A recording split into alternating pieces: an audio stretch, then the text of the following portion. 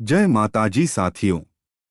आप देख रहे हैं कहानियों का पिटारा, जहां हम आपको सुनाते हैं भारत की उन नारियों की गाथाएं जिन्होंने अपने सम्मान, साहस और संस्कृति के लिए इतिहास रच दिया।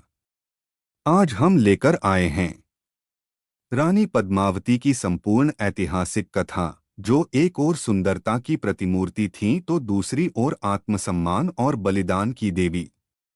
चलिए शुरू करते हैं इस प्रेरणादायक और गौरवशाली कहानी को।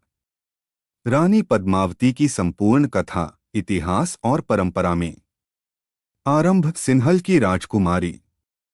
रानी पद्मावती का मूल उल्लेख मलिक मुहम्मद जायसी की प्रसिद्ध सूफी कविता पद्मावत 1540 में मिलता है।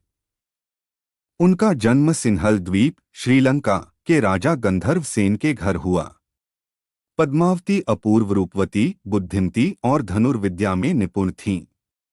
राजा रतन सिंह, जो मेवाड़, चित्तौड़ के राजा थे, अपने तोते हिरामन के माध्यम से पद्मावती के रूप सौंदर्य की कथा सुनते हैं और विवाह हेतु सिंहल पहुंचते हैं। वहां उन्होंने युद्ध और परीक्षणों से गुजरकर पद्मावती से विवाह किया और उन्हें चित्तौड़ ले आए। दिल्ली का सुल्तान अलाउद्दीन खिलजी की लालसा। दिल्ली का सुल्तान अलाउद्दीन खिलजी 1296 से 1316 जो तुर्क वंश का था, उसने पद्मावती की सुंदरता की चर्चा सुनी। उसकी वासना भड़क उठी और उसने रानी को पाने के लिए चित्तौड़ पर चढ़ाई का निर्णय लिया।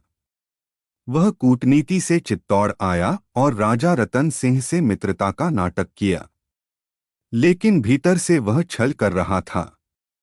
उसने यह शर्त रखी कि वह केवल रानी की एक झलक देखना चाहता है।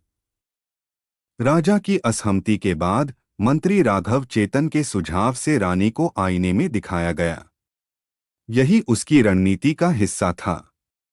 उसके बाद खिलजी ने रतन सिंह को धोखे से बंदी बना लिया और दिल्ली ले गया। पद्मावती की चतुराई और वीरता। रानी पद्मावती ने यह अपमान नहीं सहा और योजना बनाई।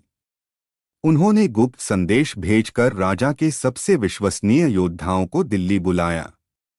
उन्होंने घूंघट में पालकियों के माध्यम से योद्धाओं को भेजा और एक जबरदस्त युक्ति से रतन सिंह को छुड़ा लाया। खिलजी इससे और क्रोधित हुआ और 1303 में पूरी शक्ति से चित्तौड़ पर हमला कर दिया। जौहर, बलिदान की अग्नि में अमरता। चित्तौड़ की दीवारें जब टूटने लगीं और हार निश्चित हो गई, तो रानी पद्मावती ने अपने सम्मान की रक्षा के लिए सबसे मर्मांतक और महान निर्णय लिया, जौहर का। उन्होंने सैकड़ों राजपूत स्त्रियों के साथ अग्निकुंड में प्रवेश कर आत्मसम्मान की अमर लौ जला दी। इधर राजपूत योद्धाओं ने शाका किया, यानी मृत्यु तक अंतिम युद्ध। चित्तौड़ जल उठा, लेकिन राजपूती आन, बान और शान को कोई कलंक नहीं लगा। पद्मावती नारी शक्ति की प्रतीक। चाहे यह कथा पूर्ण ऐतिहासिक हो या आंशिक कल्पना, पर यह राजपूत गौरव, स्त्री सम्मान और आत्मबल की अमिट छवि बन चुकी है। रानी पद्मावती आज भी भारत की वीरता और बलिदान की प्रेरणा हैं।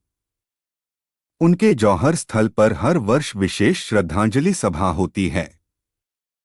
अगर आपको रानी पद्मावती की यह अमर गाथा प्रेरणा देती है, तो इस वीडियो को लाइक, शेयर और चैनल कहानियों का पिटारा को सब्सक्राइब करना न भूलें।